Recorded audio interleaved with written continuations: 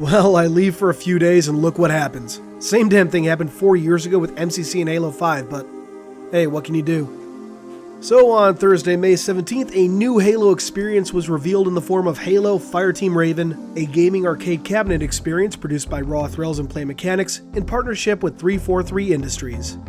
Set during the events of Halo Combat Evolved, the game is a rail shooter that drops players into the boots of the ODSTs of Fireteam Raven as they take on the Covenant for control of the mysterious alien ring world known as Halo. From the looks of the trailer, it seems that we'll be hitting all the major story beats of CE from an ODST perspective, along with some from the game's novelization Halo the Flood. If you aren't familiar, Halo the Flood is more than just a retelling of Halo CE, as the book features not only the Chief and Cortana's perspectives, but the perspectives of Keyes, the survivors of the Autumn, notably its contingent of ODSTs, the Covenant, and even the Flood to a degree. If you never read it or for some reason blew it off, there's no better time to dive in. That said, as we break down this trailer, there will be spoilers from the book.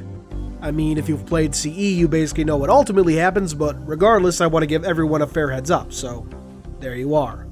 With that, let's take a look. The first scene shows us the Autumn approaching Installation 04, though unlike in Halo CE's opening, several CCS-class battlecruisers are present to confront it.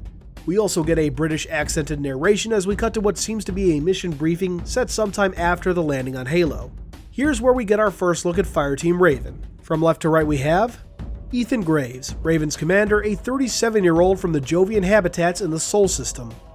Ava Lang, the explosives and demolition expert, a 23-year-old from the Chicago Industrial Zone on Earth, aka the same area Sergeant Johnson was from. Marcus Hudson, recon and communications specialist, a 30-year-old from New Alexandria on Reach. I can't help but hope that maybe we'll get some "this is for Reach" type lines from him, seeing as he would have just had to watch his homeworld burn. And Victor Ramos, the heavy weapons and support specialist, a 20-year-old from Casbah on Tribute, and another man who just had to watch his world burn. As we can see, each ODST has unique armor and colors, not entirely unlike what we saw with Alpha 9 and Halo 3 ODST, though slightly more distinct here, I imagine, for the sake of the arcade-style game. In addition, this scene features a blue AI, almost certainly Wellesley from Halo the Flood, a second AI of the Pillar of Autumn used by the ODSTs in the book. Later scenes give us a better look at him, and he is strikingly similar to Sir Arthur Wellesley, the Duke of Wellington, the form which AI Wellesley chose to take. And if you don't recall, AI choose their appearance at birth. Wellesley was a great character in the book, so I look forward to interacting with him here. The fifth ODST in this scene is a bit of a mystery at the moment, but I would be willing to bet that it's Major Antonio Silva, commanding officer of the Pillar of Autumn's ODST forces. If it truly is Silva, I hope not only that we get to see a lot of him, but also his second-in-command, Lieutenant Melissa McKay, who was easily one of my favorite characters from the book. Somewhat oddly, it seems that the 5th ODST, Silva or otherwise, is wearing the H2A ODST armor. One of these days I hope we get classifications on all these BDUs. It's hard to say exactly where this scene is set, but I would guess that it's probably Alpha Base, a small mesa on Halo where the Autumn's forces set up their main fire base. The mesa housed a number of Forerunner structures and several tunnels and caverns beneath it. I really hope we get to participate in the battle to take Alpha Base, one of the first things Autumn survivors did upon landing. The next scene has Wellesley informing Raven of Keyes putting the crew under Command Alert Alpha, something straight out of CE. Well, that's it then. Bring the ship back up to Combat Alert Alpha. I want everyone at their stations. Everyone, sir? Everyone. We see Raven gearing up to fight, followed by a scene of what looks like the squad entering the Autumn's engine room. In the book, this is what the ODST forces had been ordered to do, though the defense was well underway by the time we got introduced to the ODSTs in the book. Here, it seems that we'll get to take it from the Covenant first. Interestingly, the engine room reminds me a lot of the engine room from Gamma Station as seen on the Halo Reach map Condemnation, which would make sense seeing as they're both human architecture. In this scene too, we can actually see that the AR uses 60 rounds just like Halo CE, and the elites look to be using the H2A design, something I'm sure many fans will appreciate. Later on, we'll see the Halo Reach Grunts and Halo 5 Hunters. A slight mix of designs, but mostly stuff that fits the CE mold. And most pleasing of all, at least to me, is that these elites really seem to tower over us, as they should. I love Halo 3 ODST, but it's pretty clear that Bungie never really changed how tall the first-person model stood, so we never really got a good sense of just how tall some of the Covenant species are. Not this time, though. Moving on, we get a brief scene showing players taking out some combat forms, followed by several scenes of Marines charging the Pillar of Autumn crash site to take it back from the Covenant. One scene also shows the Autumn actually crashing, which is pretty damn cool to see. One of these scenes also shows a Sungheili Major stabbing a Marine with what looks like a dead Yan Meiya in the background. Yan Meiya were not known to be present at the Battle of Installation 04, so this would be a pretty big retcon if I'm right. I honestly just hope we don't start seeing brutes, as I think that would be a step too far in terms of retconning shit. Incidentally, the taking of the Autumn occurred right around the time of the level Truth and Reconciliation in Halo CE, at least in part. It also wasn't as big as it seems to be depicted here, but hey, gotta make changes for the sake of gameplay sometimes. The next scene shows Raven riding a Falcon, to the shock of many I'm sure, through what looks like a canyon very similar to the one near Alpha Halo's control room, assuming this isn't the exact same canyon. There's also dialogue that hints at the Flood being unleashed. Now I'm sure some are going to ask how a Falcon could be on the Pillar of Autumn. Simply put, there's nothing to say that there weren't any Falcons on board. Alternatively, Falcons could have been transferred onto the Autumn during its brief landing on Reach, as suggested by Grim Brother 1 on Twitter. As we move forward from here, we get a bunch of different action scenes, so I'm just going to highlight some of the interesting ones. First, we have a Banshee flying past a Forerunner structure. I'd like to think this is part of the mesa where Alpha Base is located. What really caught my eye though is that some of the architecture here resembles the stuff seen in the Halo Reach map Ridgeline, which, funny enough, was set in a location that had served as a UNSC staging area on Installation 04.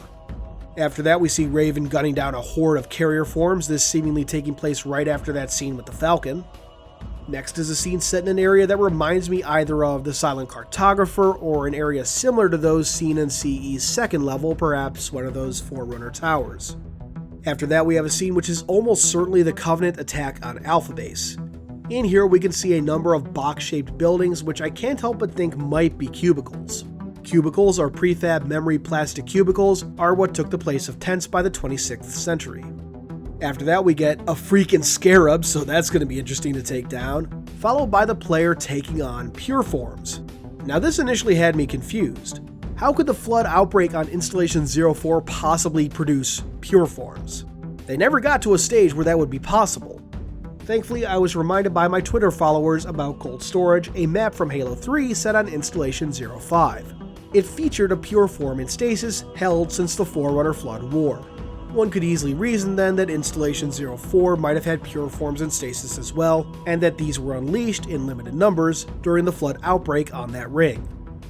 Next, we get a scene of a Pelican being shot down by Phantoms, during which we can see a Scarab and a Pillar of Autumn in the background. I can't even begin to guess when this might be set, but I'm sure as hell excited to find out. At that point, the trailer ends. Now, if it isn't clear, I am excited as hell to play this. I never thought I'd want a Halo arcade cabinet game, but now that I've seen it, I can say I'm on board. That said, I also have to say the form this game takes will limit those who can experience it. The game will arrive first at Dave & Buster's this summer, a company exclusive to the US and Canada, meaning international fans will miss out, at least for now. I really hope this game becomes international by any means, really. What I'd really like to see is some kind of home console release, but that seems extremely unlikely. On a brighter note though, Grim did indicate that 343 is working on ways for fans who can't play this themselves to experience its story in some manner. It'll be interesting to see how that turns out. And that pretty much wraps up the details of Halo Fireteam Raven. In addition to the announcement, Grim also put out a Canon Fodder article which dives into a number of details that were presented here, notably the suggestion to read Halo the Flood, along with some other deep connections. The big one from that article that we haven't touched on yet is the Shipmaster of Truth and Reconciliation. Fans who have the 2011 visual guide or Halo Warfleet may remember the name Lat Ravami. Any Halo fan who's played Halo CE will, at the very least, also remember engaging him on the bridge of the Truth and Reconciliation. Elevated from the Zealot Order by the Prophet of Regret's own hand, Lat Ravami was a fanatical believer in the Great Journey who would sacrifice anything and anyone in its pursuit. Shipmaster of the Covenant's CCS-class battlecruiser Truth and Reconciliation, Ravami served under the great Thel 'Vadami and reveled in the honor of assisting in the destruction of the human colony of Reach. Under Ravami's command, the Truth and Reconciliation was one of the first ships in the Armada to successfully track the UNSC Pillar of Autumn in their attempt to escape the fall of Reach. Upon ultimately arriving at the human's destination, Ravami found himself nearly overcome with joy, his lifelong pursuit vindicated in the discovery of one of the Forerunner's holy rings. Once positioned over the surface of the ancient installation, Ravami immediately began preparing his ship to act as a primary staging area for the Covenant to begin their reclamation of the Holy World. His great journey, however, would never be realized, as the shipmaster met his untimely demise at the hands of a human demon, the Master Chief. There's not much to say on Lat beyond that, but it's always nice to get descriptions like this. So that pretty much wraps everything up. What did you think of this announcement, and how do you feel about this new experience? Let me know in the comments below.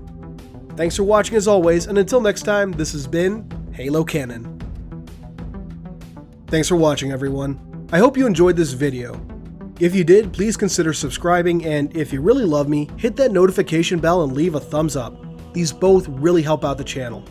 I wouldn't be where I am now without your views and support, so once again, thank you. Keep on being awesome, Canonites.